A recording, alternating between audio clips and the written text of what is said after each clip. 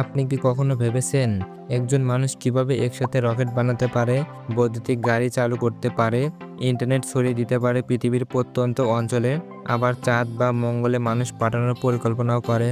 এসব অবিশ্বাস্য কাজের পেছনে যে নামটি জড়িয়ে আছে সে হলো ইলন মাস্ক।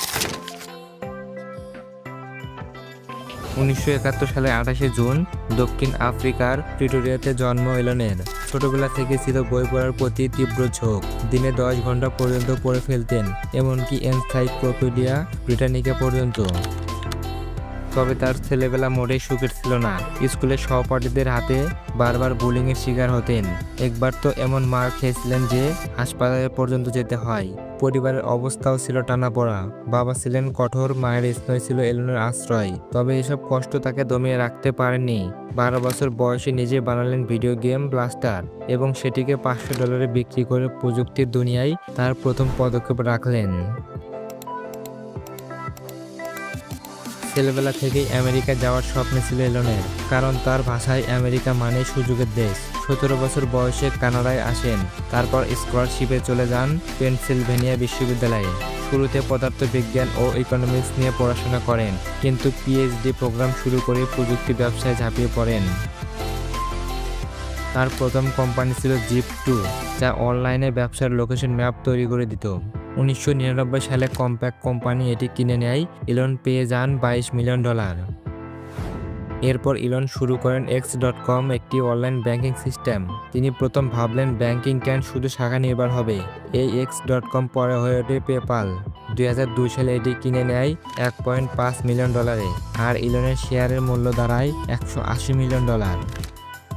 তবে এই বিপুল অর্থ দিয়ে এলন যা করলেন তা সত্যি পাগলামের মতো শোনায়। তিনি শুরু করলেন স্পেস এক্স, উদ্দেশ্য মানুষের মঙ্গল গ্রহে বসবাস নিশ্চিত করা। প্রথম ৩টি রকেট উৎক্ষেপণ ব্যর্থ, পুরো কোম্পানি প্রায় দেউলিয়া। শেষ চেষ্টা ছিল চতুর্থ উৎক্ষেপণ, যেটা হয় সফল হবে, না হলে সব শেষ। সেই উৎক্ষেপণ সফল হয়, ইতিহাস সৃষ্টি হয়।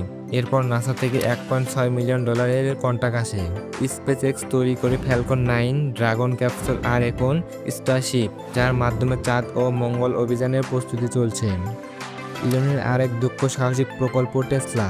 বৈদ্যুতিক গাড়িকে তিনি সাধারণ হাতে তুলে দিতে চেয়েছেন। ২০০৮ সালে যখন টেসলা ফান্ড সংকটে, তখন এলন নিজের সব সম্পত্তি বিক্রি করে কোম্পানিকে বাঁচান। তারপর আসে রোডস্টার, তারপর model S, model 3, model X, model Y. আজ টেসলা হলো বিশ্বের সবচেয়ে মূল্যবান গাড়ি কোম্পানি। টেসলা শুধু গাড়ি বানায় না, সোলার ও পাওয়ার এর মতো টেকনোলজি দিয়েও পৃথিবীকে আরও টেকসই করছে। স্পেস এক্স এর আরেক অসাধারণ উদ্যোগ স্টারলিংক। হাজার হাজার স্যাটেলাইট ব্যবহার করে সারা পৃথিবীতে ইন্টারনেট পৌঁছে দিচ্ছে, এমনকি যুদ্ধ বিধ্বস্ত এলাকাতেও। এছাড়া ইলন গড়েছে নিউরোলিংক, যেখানে মানুষের মস্তিষ্কের সঙ্গে কম্পিউটারকে সংযুক্ত করার কাজ চলছে।